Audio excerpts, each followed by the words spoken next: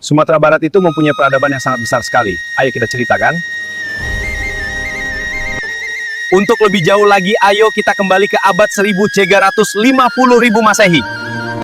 Dimulainya sejarah Kerajaan Pagaruyung yang kita ketahui bersama.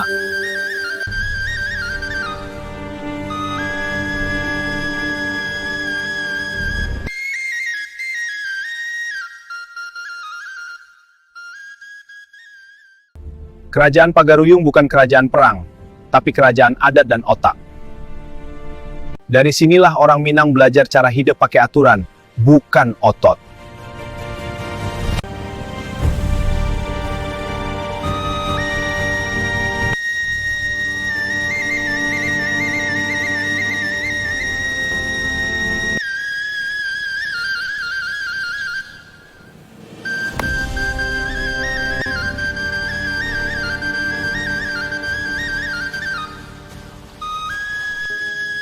Dari dulu, orang Minang itu udah doyan debat, tapi pakai adat.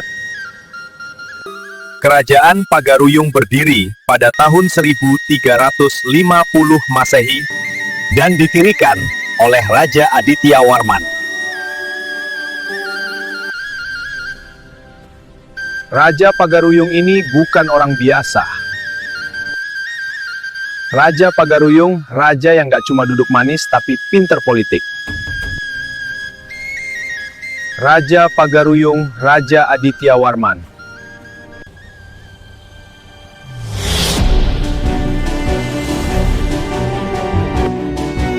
Pada zaman itu, Pagaruyung menjadi pusat adat, ekonomi emas, dan diplomasi pada masa itu.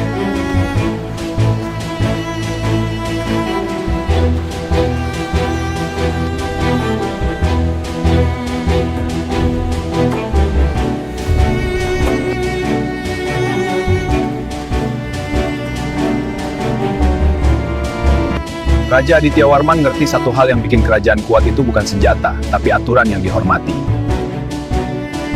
Mirip bos yang disegani karena adil, bukan karena galak. Kalau semua merasa paling benar, kerajaan cuma nunggu waktu buat pecah. Kayak grup WhatsApp keluarga, semua pengen jadi ketua. Om adat dalam kesehariannya menerapkan kebiasaan seperti sabung ayam, judi, dan minum minuman keras.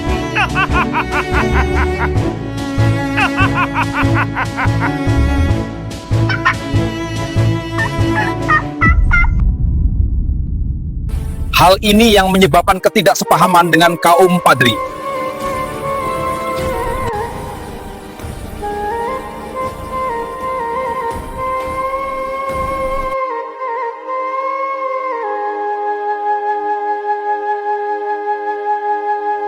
Perselisihan internal ini memuncak menjadi perang saudara setelah perundingan gagal. Dan kemudian terjadilah perang Padri, saudara lawan saudara.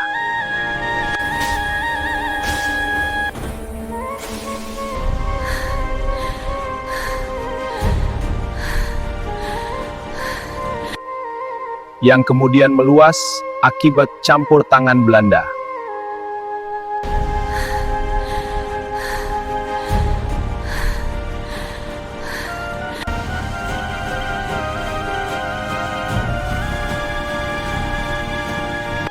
Perang Padri adalah konflik antara ulama yang ingin memurnikan Islam dan kaum adat yang mempertahankan tradisi.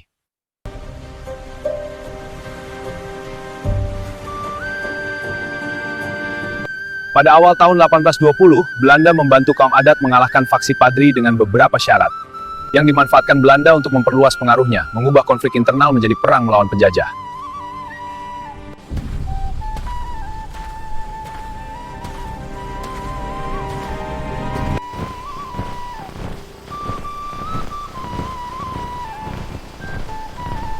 Kemudian Belanda ikut campur, dan akhirnya kaum adat dan kaum Padri bersatu melawan Belanda.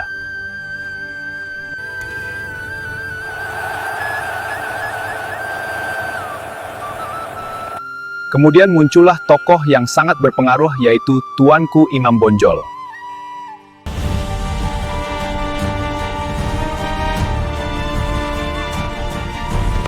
Nama lainnya adalah Muhammad Syahab, lahir tahun 772 di Bonjol, Pasaman. Setelah itu muncullah tokoh lain, Tuanku Nanrenceh. Ia adalah adik dari Tuanku Imam Bonjol.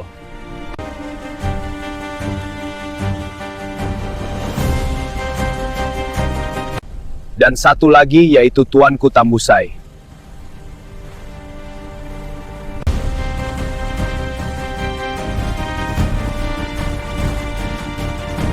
Pada tahun 1822 meletuslah perang antara Belanda dengan Padri.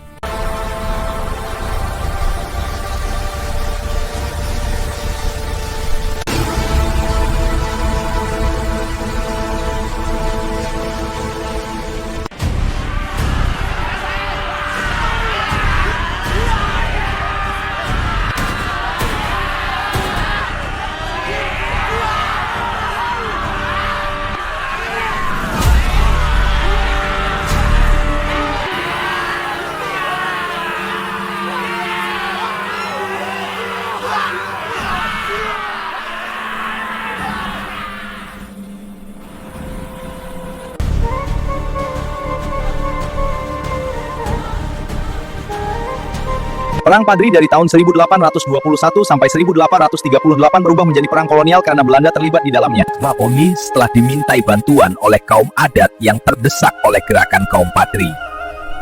Setelah periode gencatan senjata pada tahun 1825, kaum adat beralih kubu.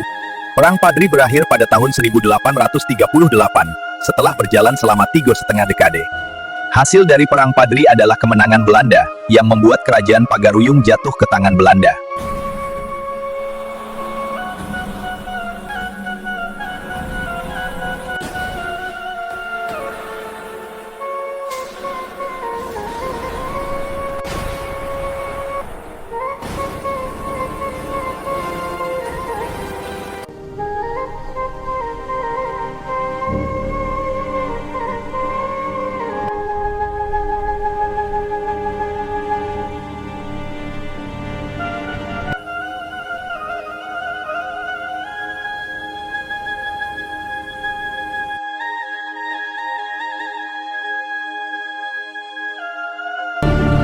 Dan Tuanku Imam Bonjol diasingkan hingga akhir hidupnya. Secara politik, Pagaruyung tamat, tapi adat Minangkabau masih hidup sampai sekarang.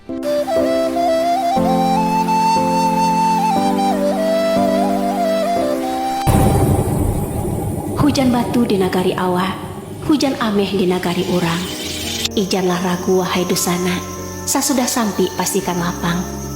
Roda hidup itu selalu berputar. Ini bukan film perang. Dan kita indak pernah Ini tahu luka posisi sejarah kita Minangkabau. di atas atau di bawah.